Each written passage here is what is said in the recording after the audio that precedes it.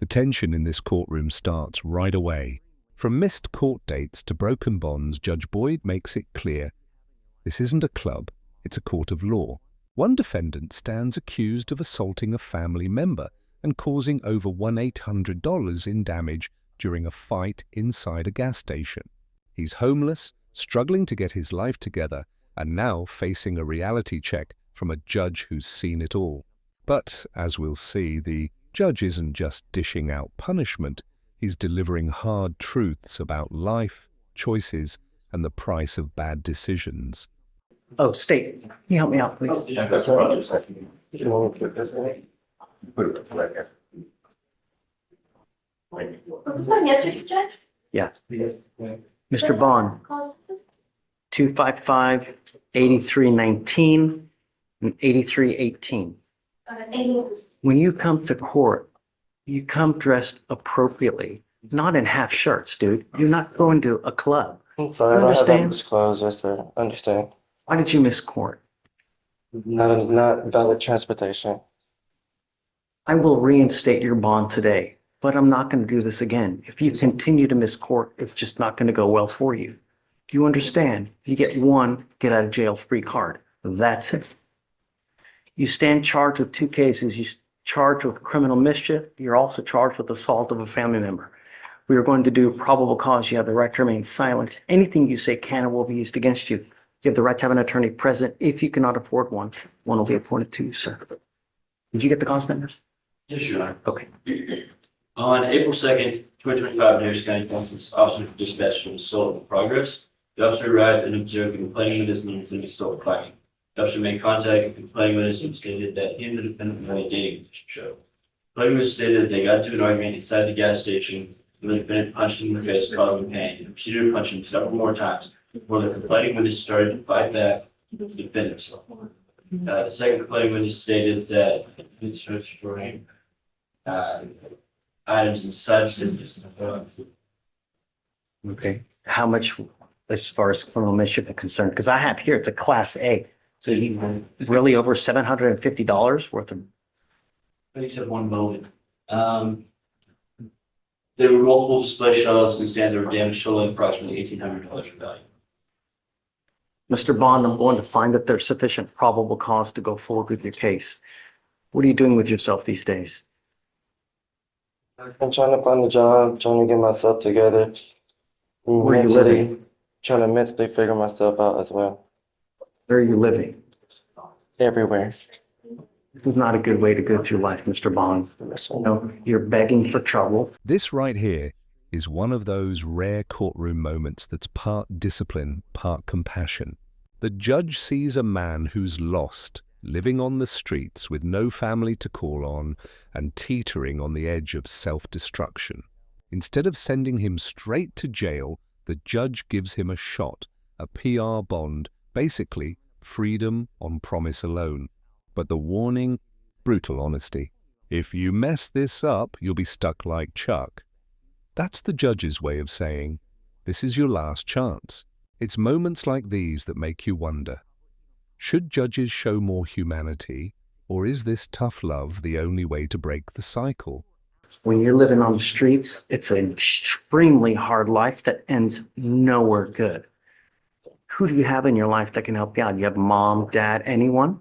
No, my dad lives in Arkansas now. My mom passed away. I have my best friend every now and then. She could help me out. What about dad? Why not dad? He's All weird. right. So I'm going to appoint your lawyer today. I don't want to use alcohol. I don't want you to use any dope. And I'm telling you, I'm going to test you. You need to understand this, that you probably at this juncture in your life have no one in this world that is willing to probably even pony up $100 to get you out of jail. You are out because I gave you, or we gave you a PR bond. If you don't get a PR bond, you will be stuck like Chuck in there until this thing is over with. And I'm telling you, it takes damn near 9 months just to get a 911. So imagine, you can be stuck in there for a long time. All I'm asking you to do, don't use, don't be a danger to my streets, and don't have contact with this complaining witness. Do you understand? Yes, sir. If you need resources, a place to stay, food, devices, we can help you out. All you have to do is ask. But I'm not going to be understanding if you sit here, start picking up cases, you start going out there using all kind of crazy ass dope. It's not going to happen. You understand? Make good decisions, because if you don't, Right. okay, so don't worry about conditions. He'll be with Fleischer.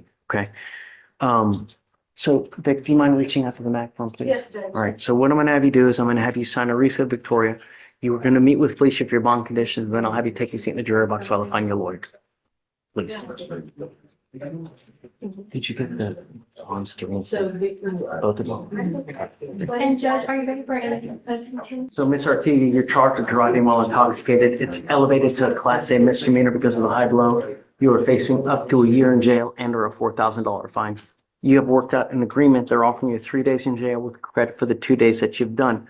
You need to understand that this charge will go on your record. It will be there for the rest of your life. It's even there after you die. I'm going to tell you that if you ever get pulled over from now on and you have even the faintest, remotest smell of alcohol or anything funky, an officer comes up to your window and then they see that you have a prior DWI, it's probably not going to go well for you. And what we're doing today, from now on, you are facing a minimum of 90 days in jail for any new cases that you pick up. Do you understand? No more proverbial slaps on the wrist. The other thing you need to understand is that from now on, there is a $6,000 surcharge on a DWI second that tacks on to you if you plead guilty to that. And if you fail to pay it, every $100 that you owe, you sit 1 day in jail. So if I were you, even if you've had a sip of alcohol, I wouldn't get into a car because you're playing with fire. You understand? You're giving up the right to a trial, right to compel witnesses to testify on your behalf, confront and cross-examine your accusers. If you're not a citizen, there are possible immigration consequences. You can be deported, excluded from the country, denied naturalization. You give up the right to appeal, meaning once you plead guilty, you can never take it off. Is this what you want to do? Yes, Your Honor. How do you plead to the offense? Guilty or not guilty? Is it true or untrue that you had a 0.15 or above? This is true. Okay, so true to the enhancement. All right, ma'am, I'm now going to suspend your license for 90 days. Do not drive until you get a license, and good luck to you. Thanks. Thank you, counsel. Mr. Avalar, Milton Avalar, we just need to approach for bond conditions, Your Honor. Okay, do you mind bringing them up? Yes, sir. Did you see your case? What? No. Yeah, there you go. You're right down. Okay. Oh, the one you emailed me about this morning? Yes, I got that. So I'll take care I of it. put it on for tomorrow. Okay. It's going to felony court, Hey, Yes. Blaze. so we'll probably see him Monday. Okay. Oh, Can I get that? Counsel for- Blaze, he's representing. Sorry. For the murder case, he's representing on the assault. So Absolutely. anyways, I also put the phone.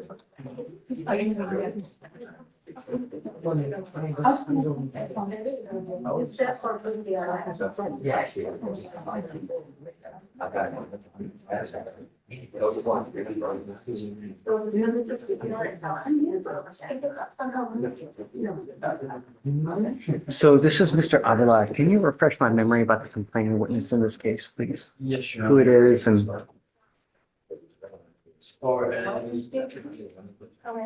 he's got the terroristic threat of a household member and now picks up the VPO. Yes, sure. It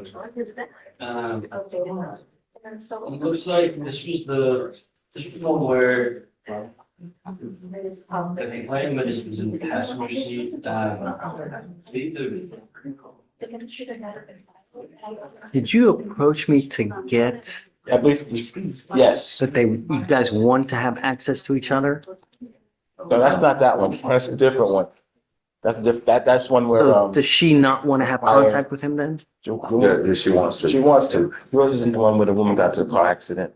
Yeah, That is you. yeah. That is him. Yes, that's when she got to the car accident, her fire. house burned down and all that. Oh, okay. No. Now I remember. Never to have access to him.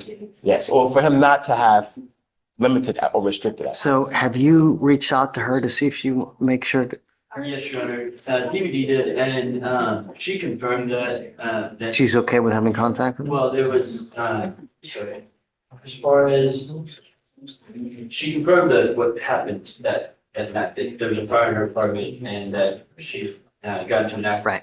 But does she want to have contact? I know you're not DVD, but I did receive an email from her, basically saying that I spoke with her that day. I mean, Is she here? she's not here, Your Honor. So let's do this. Before, I want to make sure that the DAs get in contact with her. They talk with her, make sure she's okay with it. And if that happens, then I'm going to order you not to have any threatening or harassing contact with her and not doing possession of weapons. I want you to understand that you need to take this violation of protective order seriously, because if I put conditions on and you violate these conditions, I can have a hearing to hold you at no bond, zero bond. So you need to take it. I don't care what she wants, what happens if there's a tornado. None of that matters. A court order is a court order. You're expected to follow with it. If you have a problem, come ask and we can talk about it, like what we're doing now. Yes, sir. I want to make sure that they reach out to her. If she's okay with it, then we'll amend to no threatening, harassing, and no weapons. Okay? Give me a little bit of time because we're busy, as you can see, and then we'll see. If she's okay with it, then we'll do it. Your Honor, this, from what I have on the record, I did find that what was stated to the prosecutor was that she just wanted the defendant to leave her alone, that they cannot see each other and cannot live together. Well, that's why I'm saying you see something, he sees something different. The best way, if you can just reach out to her. Yes, sir. I know that we're busy now, so you're gonna have to give us a little bit of time and then we'll get it, but we'll get it done for you. Okay? Come on. Just hang tight. Yeah. Thank you. Okay. All right, Mr. Avalar. So take a seat, but don't leave. Okay. Thank you, Your Honor. Thanks. Good morning, Mr. Krasinski.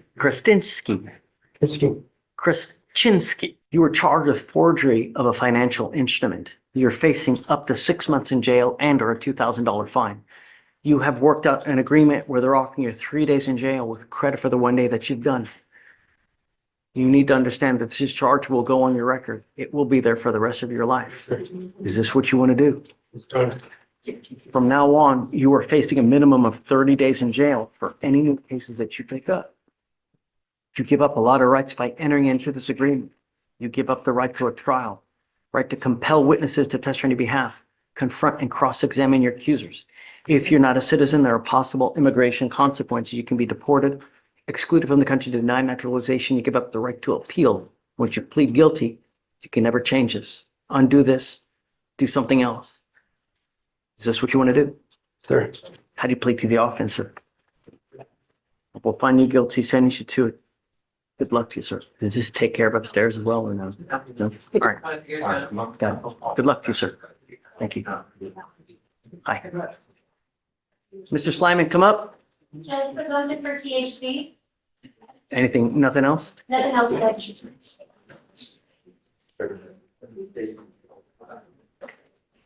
Don't use.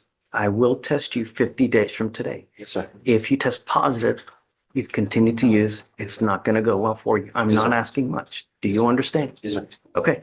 All right. Thank I'm you. going to, well, we'll set your case off for 50 days from today, and then I'll have to come back and we'll, okay? All right. After that, if he's negative, then we'll wait. So do you want me to come back on? She'll explain that. Okay, perfect. Thank you. Thank you. Mr. Badan, come up. Not only have you continually failed and are always late to court, you failed to repeatedly appear in this court, and I now have your bond set at 5,003. Goes with you. Enough is enough. You can't keep doing It's a new job. It's a good mistake. You can't just come when you want to come. We have court dates. Give you a lawyer. You can't just do what you want to do. Had transportation issues. I'll appoint you a lawyer today if you don't have one. Hi, Blossom. Hi, Your Honor. Mr. Monk was about to lose it, so we got to be careful. I don't know if I go that far, but I do want to see my grandbaby. I'm kidding. You want to see your grandbaby? My grandbaby's in town. Oh, they're in They town. just came this night. Well, you should have taken the day off Tomorrow. tomorrow. It's a day off. Yeah. Buenos días, escucha. Lisa. Good morning, Mr. Jimenez. Is it Jimenez, right? Señor Jiménez, ¿es correcto? Or Hernandez? Hernández.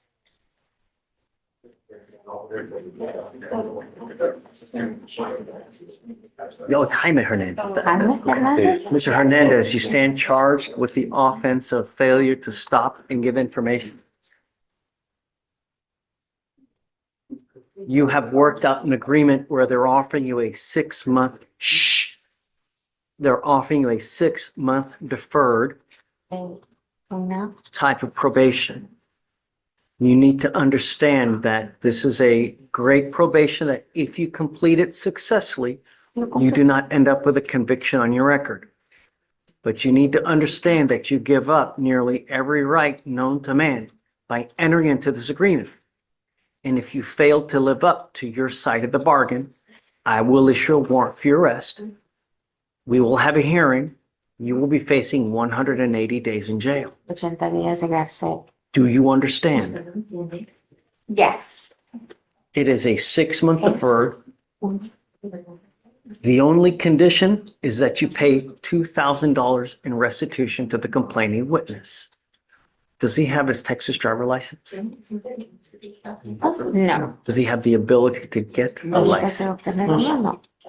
You have a lot writing on this, Mr. Hernandez. If you go to jail and you're not in this country with permission and immigration finds you, it's probably not going to go well for you. Do you understand? Yes. You give up a lot of rights by entering into this agreement. You give up the right to a trial, right to compel witnesses to testify on your behalf, confront and cross-examine your accusers. If you're not a citizen, there are possible immigration consequences. You can be deported, excluded from the country, denied naturalization under federal law. You give up the right to appeal. Do you understand? ¿Te lo entiende? Sí, Is Yes. this what you want to do? ¿Lo que tú deseas hacer? sí, Yes. How do you plead to the ¿Cómo te offense? declaras Guilty or en la not venta? guilty? ¿Culpable o no culpable? culpable. Guilty. I'm not going to find you guilty. I will withhold that for 6 months. From start to finish, this courtroom was a masterclass in consequences by compassion. One defendant got a second chance, another faced the harsh reality of a DWI that'll stay on their record for life, and yet another learned that deferred probation is not freedom. It's a warning shot. Judge Boyd's courtroom isn't about humiliation, it's about accountability. Each defendant walked out with a lesson. Your choices follow you. What do you think? Was this tough love effective, or should the judge have shown more leniency?